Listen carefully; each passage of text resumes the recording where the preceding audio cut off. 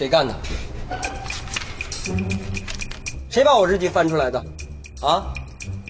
你说你们看就偷偷看呗，完了还明目张胆的加批注。你们懂不懂什么叫隐私啊？你懂不懂什么叫隐私？你凭啥瞎写我们呢？我怎么瞎写的？这是我的日记，我的地盘我做主，知不知道？我愿意怎么写我就怎么写，跟你们有什么关系？那你敢给大家念念吗？来，念念。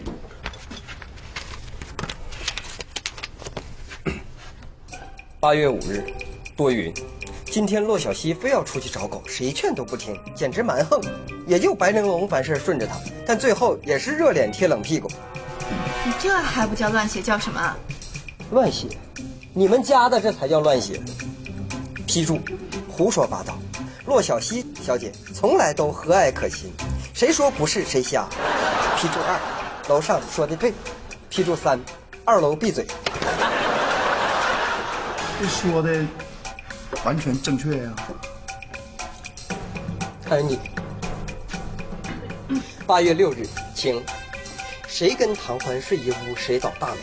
昨晚他先打呼噜，再梦游，办了半宿的演唱会，然后又以为自己个儿是自己个儿的保镖，把我给扔出去，完全是诽谤。诽谤。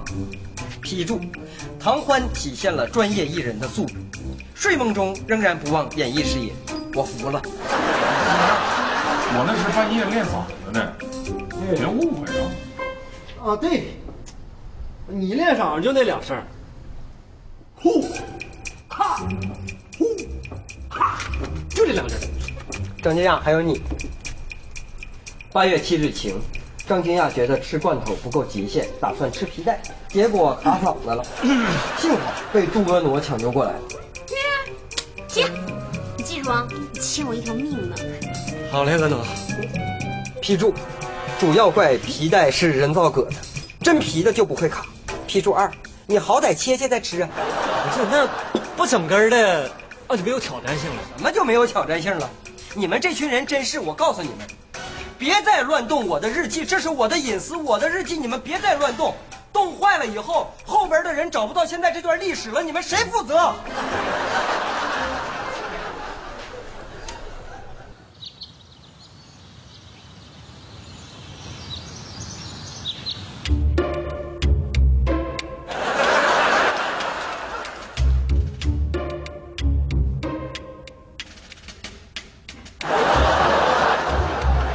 你困的，赶紧躺下好好睡吧。你睡你的呗，你管我干啥呢？你不睡觉是不是因为怕别人说你打呼噜啊？哎呀，你不明白，要是粉丝知道我这样，他们该伤心了。哎，粉丝上哪知道你打呼噜去？你也不在台上睡觉。睡吧。不睡。怎么的还得我拍你啊？不睡，爱睡不睡，我睡。哎呀，我可跟你耗不起。